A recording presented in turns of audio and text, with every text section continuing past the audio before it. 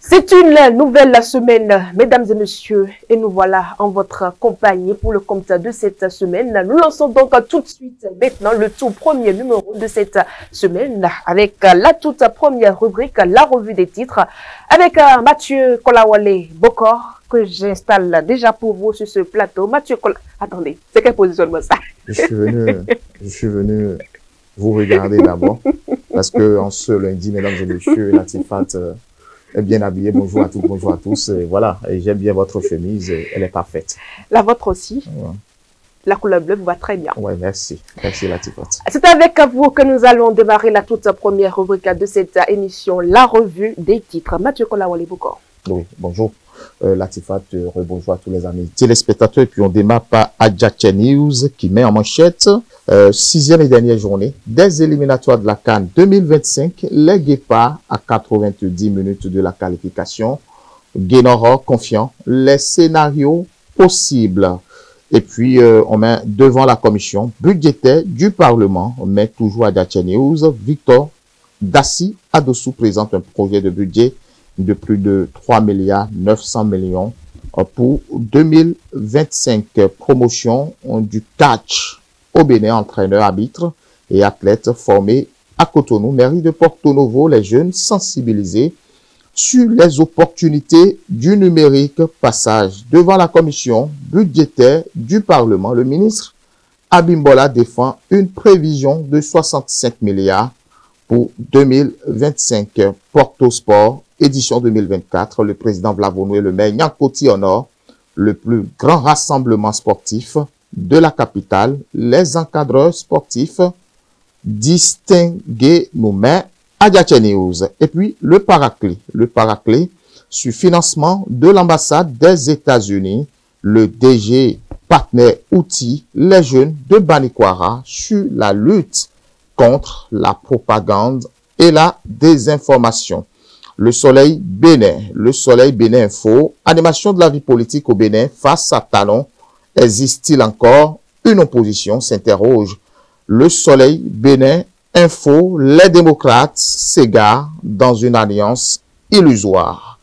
Nord-Sud quotidien face aux tensions. Les évêques invitent au respect des principes démocratiques. Matin libre, avec Matin libre, on met récrimination contre le sujet de droit pénal et c'est justement le concours de recrutement des agents de l'État pour le ministère de la Justice. J'y arrive, concours de recrutement pour le ministère de la Justice, récrimination contre déjà le sujet de droit pénal. L'emblème du jour qui met budget du ministère du Tourisme, de la Culture et des Arts pour 2025.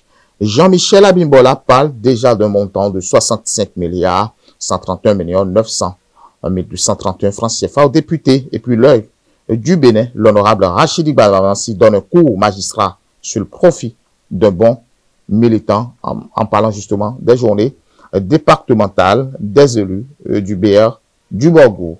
La nation qui met en manchette coopération climatique,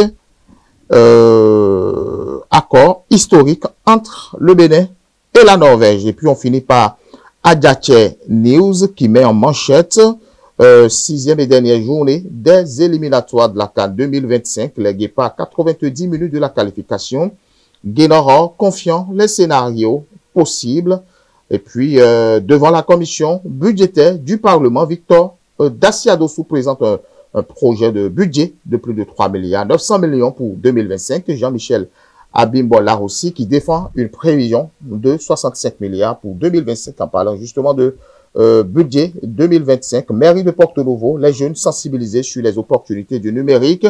Promotion du catch au Bénin, entraîneur, arbitre et athlète formés à Cotonou. Porto Sport, Latifat, édition 2024 et nous allons finir sur ça. Le président Vlavonoué le maire Nyankoti honore le plus grand rassemblement sportif de la capitale. Les encadreurs sportifs distingués.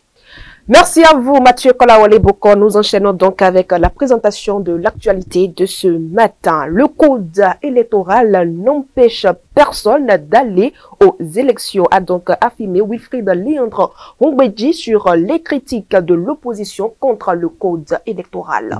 Il dit justement que la création de ce cadre de concertation, mesdames et messieurs, où plusieurs partis politiques de l'opposition se regroupent dans le but de lutter contre le régime Patrice Talon, n'a pas échappé aux questions des journalistes. Ongbeji a d'abord salué cette initiative, soulignant que tant que ces partis respectent les lois et principes démocratiques, ils ont le droit de se concerter et de revendiquer des réformes.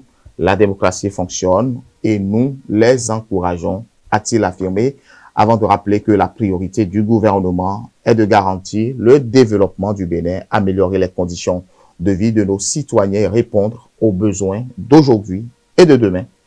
Sur la question centrale, et puis la question centrale portait justement sur le code électoral, vous l'aviez bien martelé, qui suscite déjà des inquiétudes parmi les partis de l'opposition qui estiment qu'il pourrait limiter leur capacité à participer aux élections législatives de 2026. Le porte-parole a répondu avec une certaine fermeté. Le code n'empêche personne d'aller aux élections. Il n'y a aucune disposition dans cette loi qui exclut un parti, qu'il soit de l'opposition ou de la majorité, a-t-il clavé Latifat. Autre actualité, des présumés cybercriminels ont été arrêtés à Porto-Novo. La police républicaine ne baisse pas les bras face au phénomène de la cybercriminalité devenue pour beaucoup aujourd'hui, beaucoup de jeunes, une panacée contre le problème de l'emploi. Le dimanche 17 novembre 2024, les éléments de la police républicaine du commissariat du 5e arrondissement de Porto-Novo ont effectué l'arrestation de 3 individus présumés impliqués dans cette activité de cybercriminalité. L'opération, orchestrée aux environs de 8 heures du matin, a conduit les forces de police à intervenir dans une résidence située à Douarbago où les suspects avaient été localisés selon les informations de Crystal News relayées par Beneweb TV. Lors de cette intervention, des véhicules et divers objets appartenant aux présumés cybercriminels ont été saisis. L'opération Latifat a attiré une foule nombreuse venue assister à l'arrestation, saluant l'action des forces de l'ordre. Les 3 individus appréhendés devraient être présentés devant la Cour de répression des infractions économiques et du terrorisme qui est au début de cette semaine afin de répondre des chefs d'accusation qui leur sont formulés.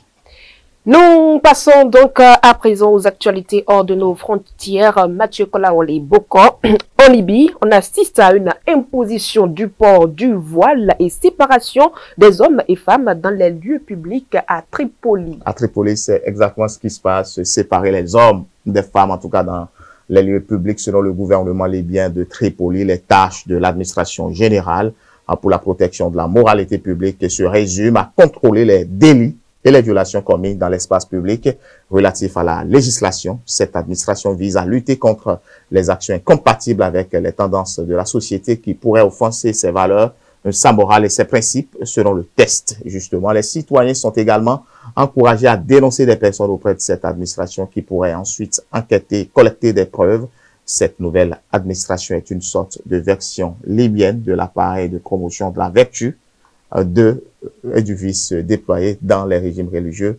Les observateurs et ONG des droits de l'homme craignent que ces nouvelles décisions ne se transforment en mécanismes visant à porter atteinte aux libertés, à régler des comptes politiques, sociaux et culturels, ainsi qu'à museler les militants des droits de l'homme et à empêcher les femmes libyennes d'exercer ou de défendre leurs droits. Women Rights Watch a déclaré mercredi 13 novembre que le gouvernement et la communauté internationale ne devraient tolérer aucune mesure susceptible de violer les droits fondamentaux des femmes. Au contraire, ils doivent respecter et protéger les droits humains et la dignité de tous en Libye. Nous passons donc à présent aux actualités sportives. Mathieu Kolawole-Bokor, nous parlons de la 6e journée des éliminatoires de la CAN Maroc 2025.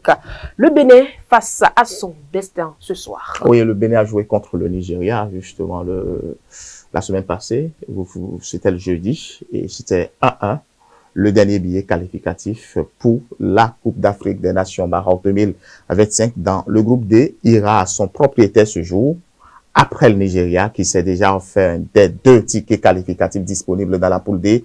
Le seul billet Latifat restant sera attribué aujourd'hui. Les 2 sérieux prétendants à la quête de ce sésame se croiseront dans une rencontre à la saveur d'une finale. La Libye accueillera le Bénin ce lundi 18 novembre 2024 à 16h GMT au stade international de Tripoli dans le cadre de la 6e et dernière journée des éliminatoires de la CAN Maroc 2025. Dans cette confrontation à connotation d'une finale, le perdant dira tout simplement au revoir à la phase finale de la CAN Maroc 2025. Le Bénin, oui, le Bénin dauphin au classement du groupe D avec 7 points au compteur fera un déplacement périlleux en Libye pour affronter les chevaliers de la Méditerranée, 4e du groupe. Tout résultat, outre la défaite, qualifie le Bénin pour la CAN Maroc 2025.